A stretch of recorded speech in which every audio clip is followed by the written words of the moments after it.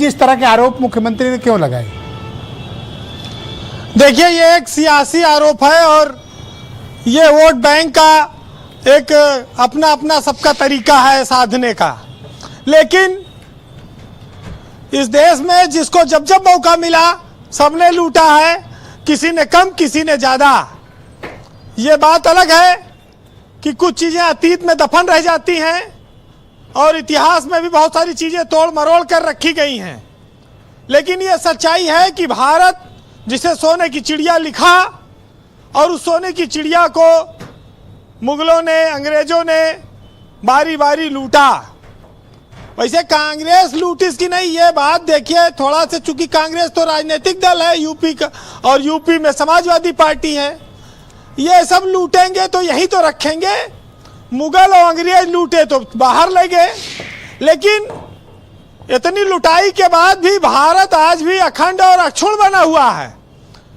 और जब कोई लुटेरा आपके घर में आकर 100-200 साल रह जाता है तो वो तमाम सारी चीजें फिर छोड़ भी जाता है। यहाँ स्थापत्य कला है, तमाम सारी जो तरीके हैं, तौर तरीके, वो सब चीजें यहाँ पर रह जाती हैं।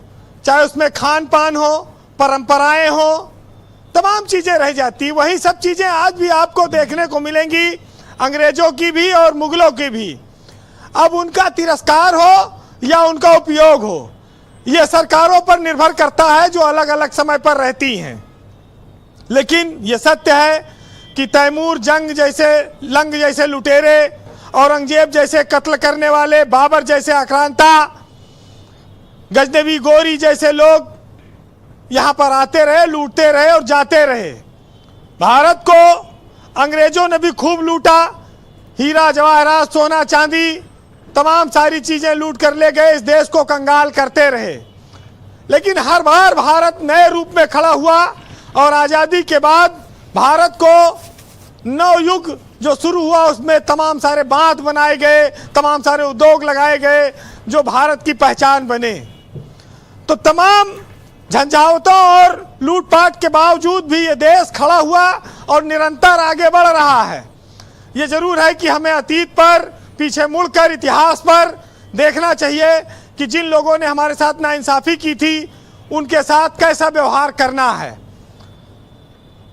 मुख्यमंत्री ने मुगलों और अंग्रेजों वाली बात जो कही उसमें तो सही था मामला, लेकिन मामला तब बिगड़ जाता है जब राजनीतिक दलों पर आ जाता है। भारत 79 साल का हो गया है आज़ाद हुए, उसमें कांग्रेस की भी सरकार रही, भाजपा की भी रही और तमाम सहयोगी दलों की भी रही है, विपक्ष की भी।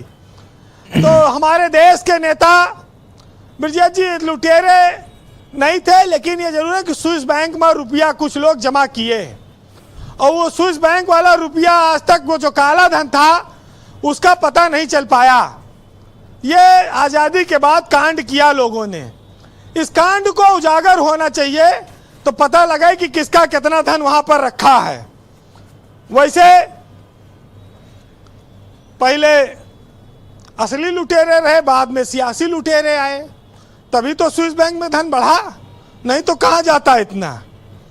तो ये बात बहुत साफ है कि भारत इतिहास में लूटा गया है, उसके संस्कारों को भी लूटा गया है, उसके तमाम सारे चीज़ों को लूटा गया है।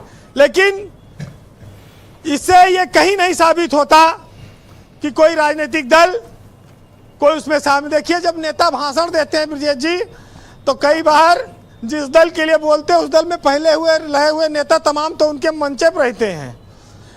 जो कोई कांग्रेस से आया है, कोई भाजपा से आया है, कोई बसपा से आया है, तमाम लोग आए हैं। तो ये कोई नई बात नहीं है। लेकिन आज भारत समृद्धि की ओर है। सियासत में सरकार बनाने के लिए, वोट हासिल करने के लिए ये सब बयानबाजियां होती हैं। भाजपा अपने आप को देशभक्त पार्टी कहती है और उसने हिंदुत्व का जो अभियान चलाया उसकी वजह से उसको वोट भी मिलता है, उसकी विजय हो रही है जी। और वो अपने एजेंडे पर कायम है। और उसने कांग्रेस को देखिए पिछले 11 सालों से पनपने नहीं दिया है। तो यही सब कारण है, समय समय पर मुद्दे गरमाते रहते हैं, लेकिन इस देश में, इस दुनिया में जितने दानवीर हुए हैं उनके लिए कहा गया है कि चेहरे के पीछे चेहरा है, अमीरों के घर पर ही पहरा है, और दान देकर अपने गुनाहों पर पर्दा डालते हैं। जी। यहाँ हर एक दानवीर लुटेरा है। तो ऐसा हुआ है, ये कोई नई बात नहीं है, लेकिन आज के दौर में लूटपाट करने का हक किसको किसको है, ये आप 4 लाइनें सुनिएगा कि तुमहू लूटो हमहू लूटी, लूटे के आजादी बा, और सबसे ज्यादा वही लूटी जकरे तन पर खादी बा। जी बहुत शुक्रिया, बहुत धन्यवाद बीरेन जी, बहुत शुक्रिया, आपने 3 लाइनों में ही सब कुछ बात कह दी। बहुत धन्यवाद बहनों भाइयों।